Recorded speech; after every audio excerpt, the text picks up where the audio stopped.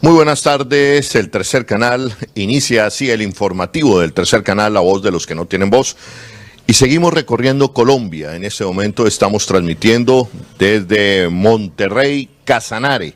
Hasta allí ha llegado al Tercer Canal y nos venimos encontrando con historia en estas tierras. Y una historia obligada en esta tierra, lamentablemente sí. Monterrey, por allá a comienzos de la década del año 2000, inicio del siglo XXI, Monterrey fue declarada por algunos de sus habitantes como capital antisubversiva de Colombia.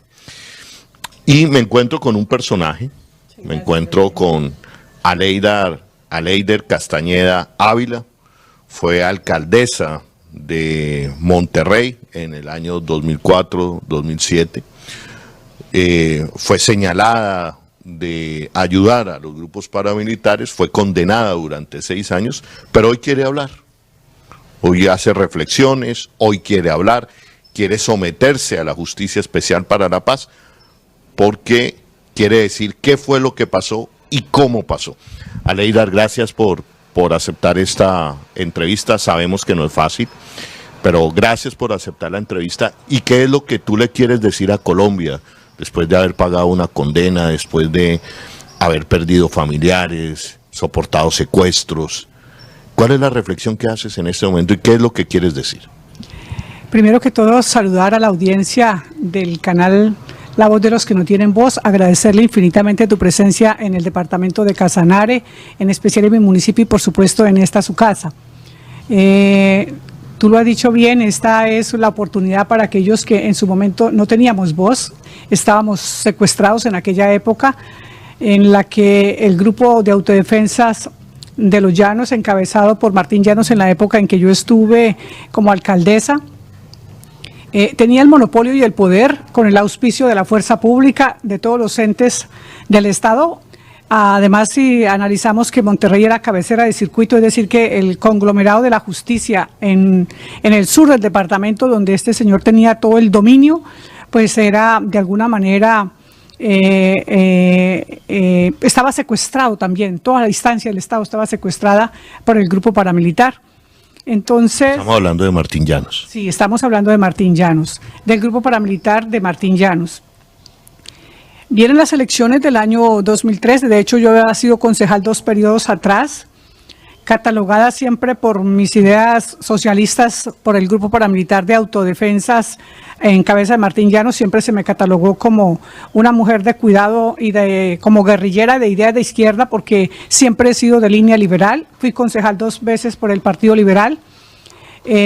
Acompañé en la campaña presidencial al doctor Horacio Serpa Uribe, y en aquel momento era la contienda contra el doctor Álvaro Uribe Vélez, y esto era sí o sí se votaba por Álvaro Uribe Vélez, o si no uno corría riesgos. Sin embargo, a todas luces, los ideales, la gente que tenemos ideas socialistas las defendemos hasta morir y resolvimos Es decir, Aleider, para el año 2002, la primera presidencia de Álvaro Uribe Vélez, ¿la orden aquí en el Llano fue votar por Álvaro Uribe Vélez? Sí, claro, total. Eso, ¿cómo fue eso?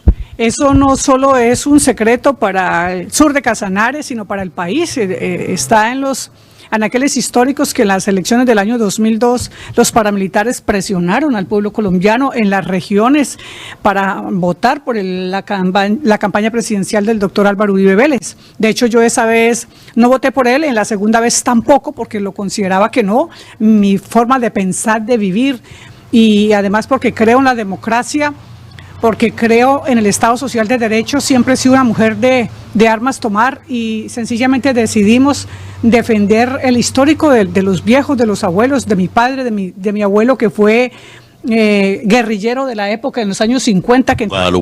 Guadalupano, que entregó las armas aquí en Monterrey, precisamente en esta tierra nuestra, y pues esos eran los ideales y esas fueron las raíces que se me colocaron. Entonces defendíamos el ideal liberal, el estilo de vida socialista, donde la idea que buscamos los que hacemos política en esto es que el beneficio sea para la mayoría y no solo para unos pocos, y que la concentración del poder no esté en los ricos, sino que de alguna manera beneficie a la mayoría. Vale, entonces, siguiendo esa tradición liberal, usted vota liberal, pero ¿cómo fue esa presión en el año 2002 que ejercieron los paramilitares para votar por Álvaro Uribe Vélez? Muy rápidamente. La manera más rápida de podérsela resumir es que sencillamente tú puedes ver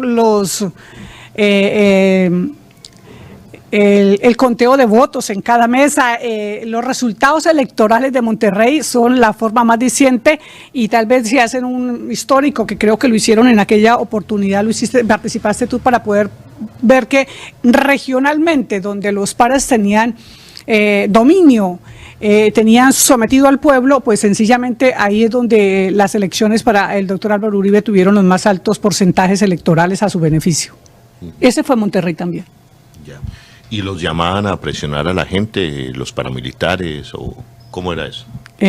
Yo recuerdo que en pleno centro de Monterrey, frente a la policía de Monterrey, a 50 metros, el día de las elecciones, un señor llamado Ricardo Ramírez, que hoy ya no existe, por fortuna, digo yo,